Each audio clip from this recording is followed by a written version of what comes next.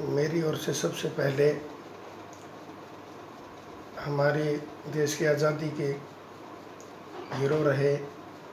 शहीद आजम भगत सिंह जी, राजगुरु सुखदेव, चंद्रशेखर आज़ाद, अशफाक उल्लाह जी, शहीद उधम सिंह जी आदि तमाम जितने भी क्रांतिकारी शहीद हुए हैं, जिन्होंने इस देश को आज़ाद कराने के लिए अपने प्राणों की आहुति हंसते हंसते दे दी।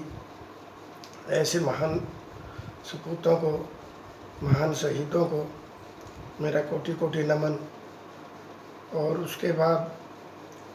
जो देश की सीमा पर जो प्रहरी बनकर इस देश की आज़ादी को अखंड बनाए हुए अपने प्राणों की बाजी लगाकर जो देश के जवान सीमा पर पहरा दे रहे हैं, उनको मेरा बार बार नमस्कार। और जो खेतों में अन्नदाता अनाज उगाकर पूरे देश का भरण पोषण करता है, उनको भी कोटि कोटि नमन। आज इस वीडियो के माध्यम से इसमें जो संदेश देश की जनता के प्रति मेरा और सत्ता में बैठी जो केंद्र की सरकार है, उनको एक ही बात बताना चाहता हूँ कि आज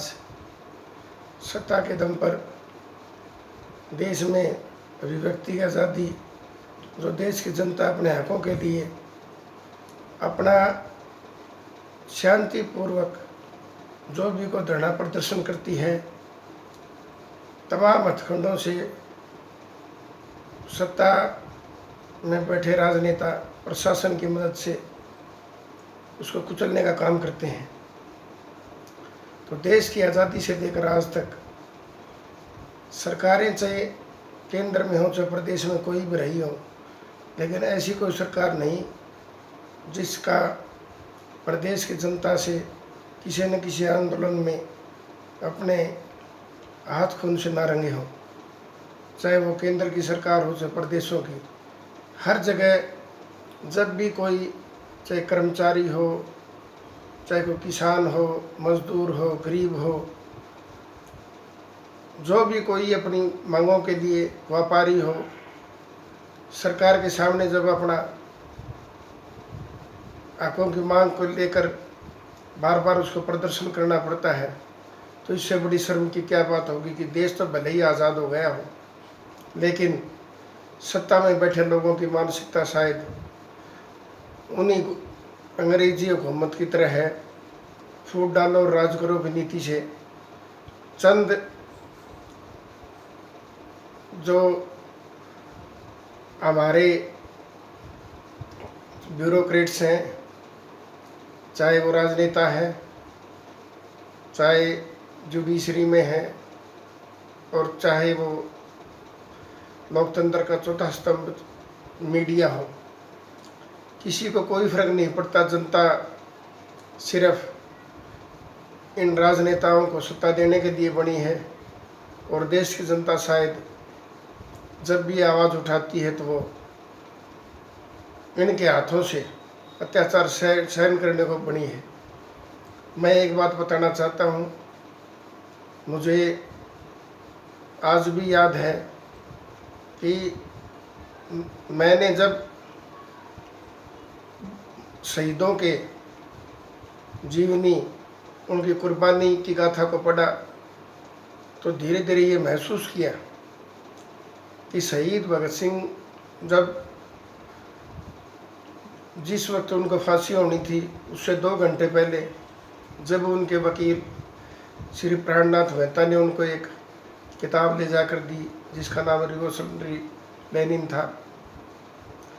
भगत सिंह ने, सरदार भगत सिंह जी ने वो किताब लेकर एक ही बात कही, साम्राज्यवाद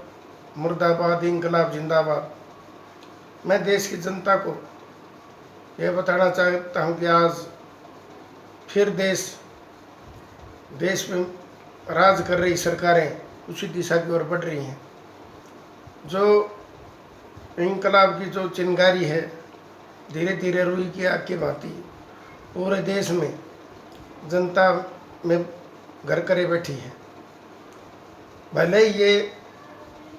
खुश होते होंगे कि हमने इस आंदोलन को यहाँ दबा दिया, अरे शर्म आनी चाहिए। जो माता बहनों ने, युवाओं ने, नौजवानों ने, बुजुर्गों ने, क्या वो किसी और देश के हैं के?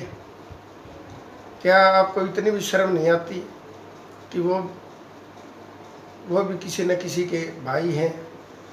किसी की बहन है, किसी की माँ है, किसी की बेटी, किसी के पिता है। और आप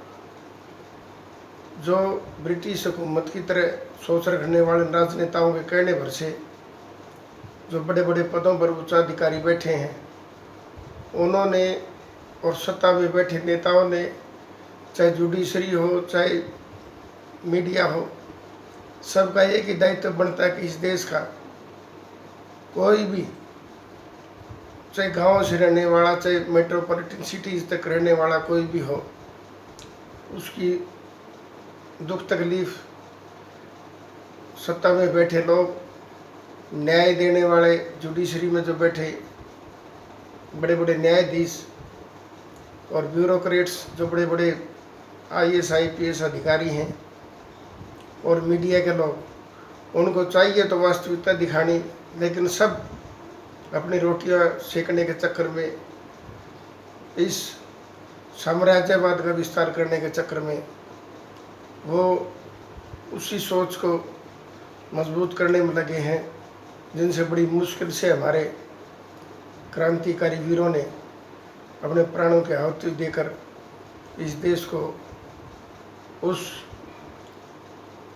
बहुत ही ताकतवर और वो तानाशाह जो हुकूमत से उसको आज़ाद कराया। लेकिन इन राजनेताओं को ये नहीं भूलना चाहिए, जब देश की जनता जो एक जगह से चिंगारी उठकर पूरे देश में जो क्रांति की लहर फैल गई थी, जिस दिन धीरे धीरे यह जिनको आप लोग सत्ता के दम पर, पुलिस प्रशासन के दम पर उनके हकों को आप मार रहे हो, उनके साथ ज्यादती कर रहे हो, वो दिन दूर नहीं जब आपकी ये सोच और आपके ऐसे व्यवहार के कारण आपको भी बहुत पछताना पड़ेगा। मैं ये कहना चाहता हूँ कि आज पूरी देश की अर्थव्यवस्था सिर्फ 2 या 3% लोगों के हाथ में है। आज सत्ता में बैठी सरकारें चाहती हैं कि इस देश में, चाहे वो निजीकरण करके, चाहे नोटबंदी करके, चाहे कोई भी फैसले हों मनमाने रूप से करके, चाहे वो 370 का मामला हो, चाहे और भी कोई मामले हों, मुझे ये बताइए जो सत्ता में बैठी सरकारों ने ये फैसले लिए, उनसे क्या बदलाव आया? उनसे बदलाव जब आएगा जब आपकी सोच देश व देश की जनता के प्रति आप उनके हमदर्द बनेंगे, उनकी हर तकलीफ को दूर करने का जब आप पूरा प्रयास करेंगे और उनको न्याय दिलाने की कोशिश करेंगे, तब ये देश की जनता अपने आप ही आप लोगों का गुणगान करने लगेगी। लेकिन देश की आज़ादी के बाद से लेकर आज तक जो प्रदेश व देश की सरकारें, सिर्फ उन्होंने एक ही काम किया है कि जो भी पूंजीपति है उसको और धनवान बनाने का काम किसी तरीके से हो उनके लिए, चाहे वो निजीकरण करके है, चाहे कुछ भी करना पड़े, उनको कैसे लाभ पहुँचे। क्योंकि जब ये चुनाव होते हैं तो उसी पैसे के दम पर, क्योंकि जिनके लिए वो काम करते हैं जब चुनाव में हो जाते हैं तो उसके बदले में वो अपने उन